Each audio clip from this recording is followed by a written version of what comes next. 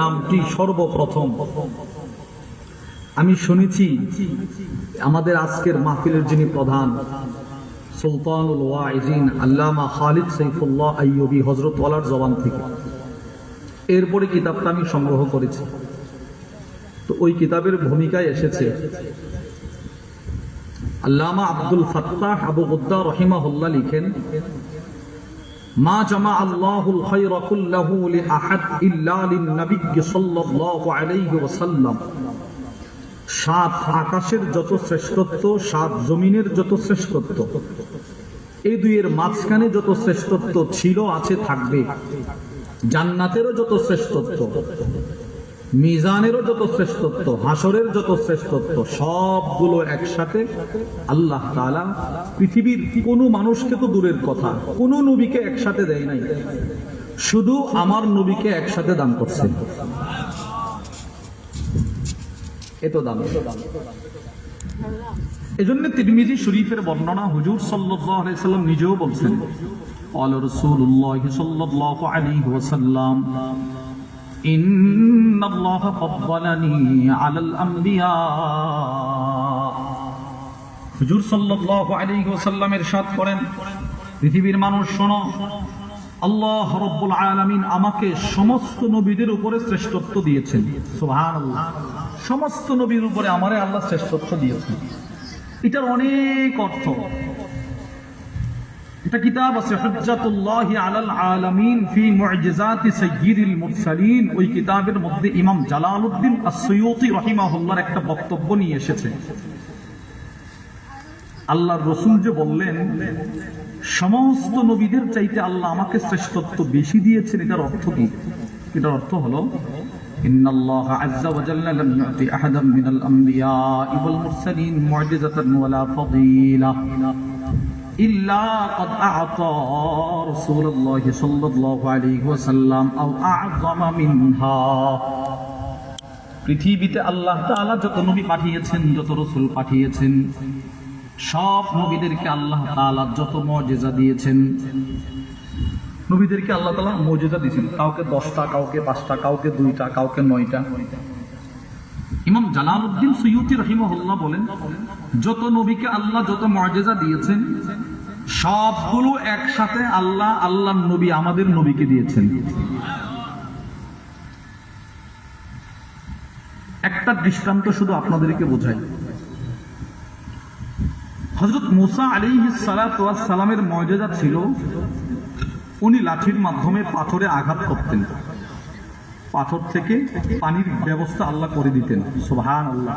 আচ্ছা বলেন, পৃথিবীর কোন মানুষের শক্তি আছে ইট, পাথর এগুলোর ভিতর থেকে পানি বের করবে? আমরা কেউ পারবো বলেন? মুসা আলাইহিস সালাতু ওয়াস সালাম পাথরে আঘাত করতেন, ওই পাথর থেকে আল্লাহ পাক বনি ইসরাইলের জন্য, লক্ষ লক্ষ মানুষের জন্য স্বচ্ছ পানির ব্যবস্থা করে দিতেন। হযরত মুসা আলাইহিস সালাতু ওয়াস সালাম পাথরে আঘাত করতেন, পাথর থেকে পানি আসতেন। আর আপনার নবী, আমার নবী হযরত মুহাম্মদ সাল্লাল্লাহু আলাইহি ওয়াসাল্লাম, আল্লাহ পাক আল্লাহর নবী শুধু 2টা আঙ্গুল মুবারক থেকে শত শত সাহাবীর পানির ব্যবস্থা করে দিয়েছেন। বুখারী শরীফের বর্ণনা, وعن جابر بن عبد الله رضي الله تعالى عنهما قال, হযরত জাবির ইবনে আব্দুল্লাহ বলেন, আতিশান নাস ইয়াউমাল হুদাইবিয়াহ।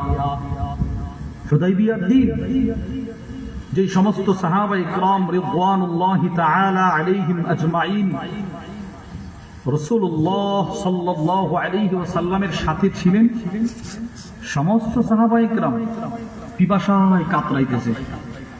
যার কাছে যদ্দুর পানি ছিল সব শেষ হয়ে গেছে, কারো কাছে কোনো পানি নেই।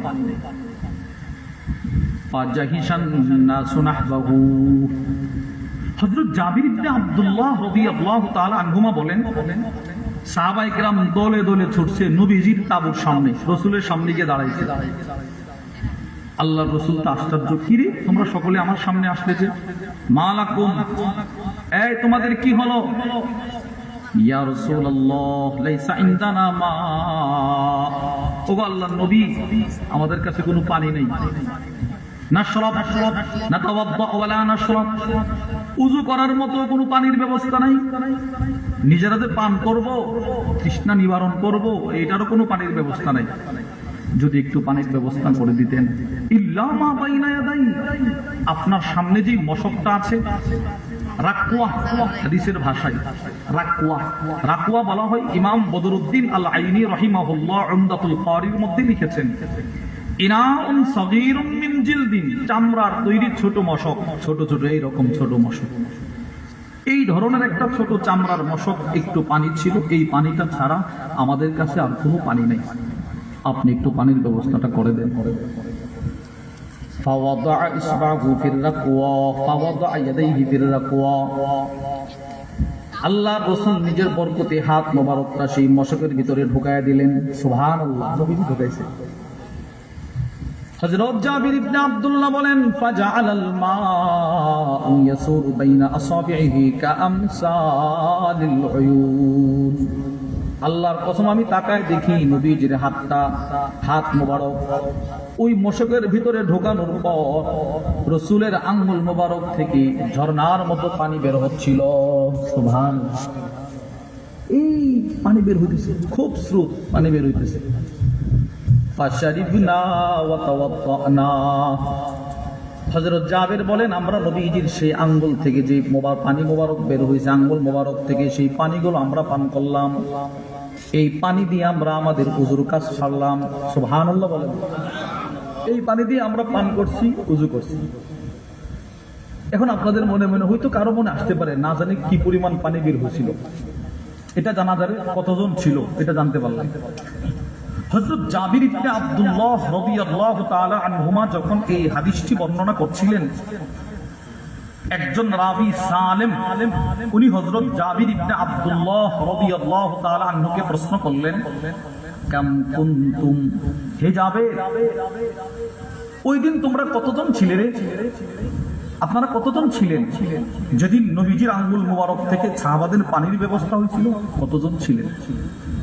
হযরত জাবির ইবনে আব্দুল্লাহ রাদিয়াল্লাহু তাআলা আনহুমা বলেন, কতজন ছিলাম এটা পরে বলতেছি। লাউ কুন্না মিআতা আলফ, আল্লাহর কসম ওই দিন যদি আমরা 1,00,000 মানুষও থাকতাম, তো যেইভাবে নবীজির আঙ্গুল থেকে পানি আল্লাহ বের করতেছিলেন 1,00,000 মানুষের জন্য যথেষ্ট হয়ে যেত।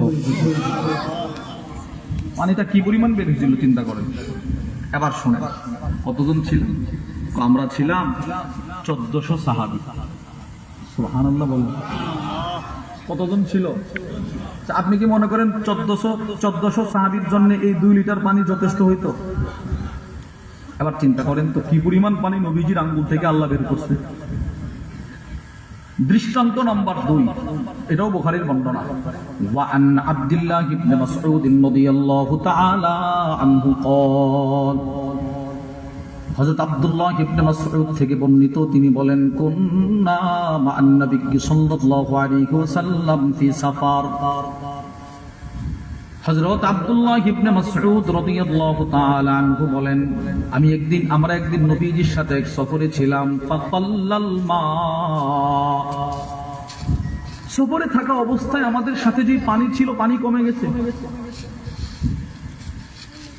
আল্লাহর রাসূলের কাছে সাহাবায়ে কেরাম গেল, গিয়ে বলতে লাগলো, ইয়া রাসূলুল্লাহ পানি নাই। আল্লাহর রাসূল বলে, উতলুবু ফাদলাতাম মিম্মা,